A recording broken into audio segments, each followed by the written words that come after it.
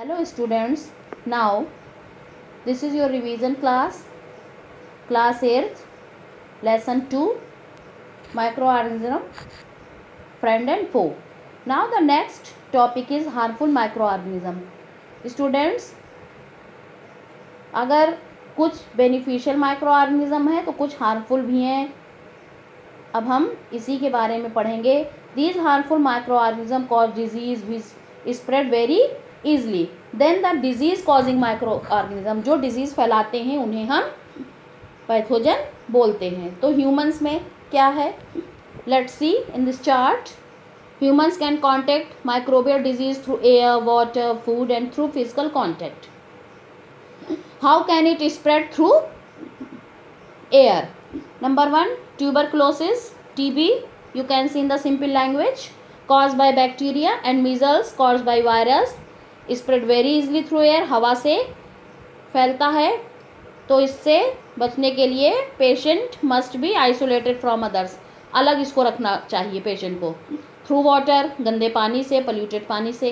Cholera and typhoid are caused by bacteria and disease spread through contaminated. Contaminated means गंदे पानी से ये फैलती हैं. तो इसके लिए हमें उबला हुआ पानी पीना चाहिए और पका हुआ अच्छे से भोजन करना चाहिए. थ्रू कॉन्टैक्ट, कॉन्टैक्ट से यानी कि एक दूसरे के कॉन्टैक्ट में आने से कैसे फैलती है. Chicken pox is spread through this method. Infected person से हेल्दी पर्सन तक फैल जाती है.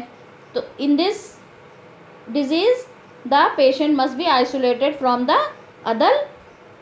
other healthy person to prevent this disease. And how can it spread through food? Most microbial disease that is spread through water can also spread through infected food.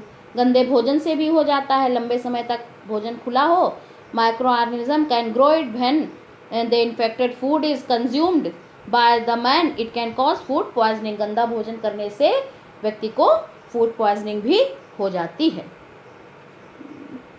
How can it spread in plants and animal?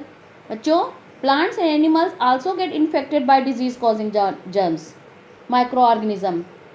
To prevent the further spread of the disease, infected plant animal needs to separate from healthy one. अगर कोई plant या animal को बीमारी हो गई हो तो उसे अलग रखना चाहिए. जैसे some common microbial plant diseases such as rusting of wheat, yellow vein mosaic affected crop and cause a lot of damage to farmer. Animals में foot and mouth disease in cattle spread very easily and cause death भी हो सकती है.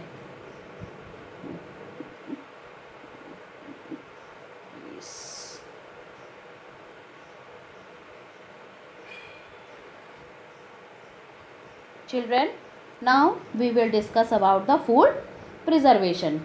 Today this chapter is will be completed. Now we will discuss about food preservation. What is food preservation? Food can easily spoiled by microorganism.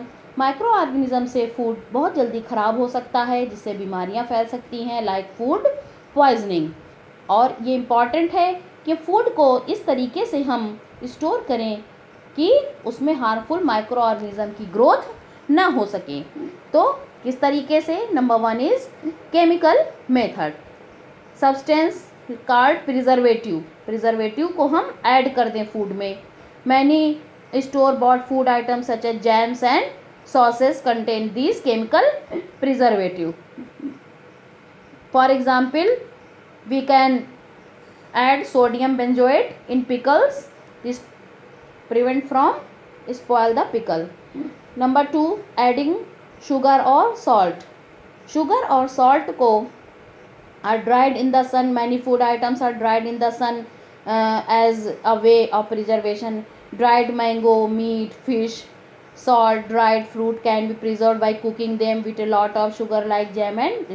बच्चों, अचार में नमक डाला जाता है. इस तरीके से जैम में चीनी डाली जाती है और हम फूड को प्रिजर्व करते हैं. एडिंग ऑयल और वेनेगर. पिकल्स, अचार में lot of oil and lot of vinegar डाल देते हैं जिससे कि उसमें खराब नहीं होता है अचार, because microorganism can't grow in such an acidic environment. temperature treatments such as heating or cooling food items can also prevent spoilage. For example, milk is boiled before storing it. Milk को उबाला जाता है, boiling से micro organism मर जाते हैं. इसी प्रकार से फूड को रेफ्रिजरेटर में हम रख देते हैं. ऐसा इसलिए होता है कि उसमें उनकी ग्रोथ कम हो जाती है. और बच्चों ये आपको करना है पूरा practice question.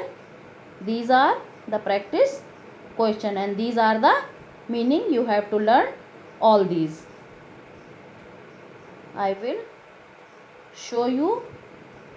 You can see,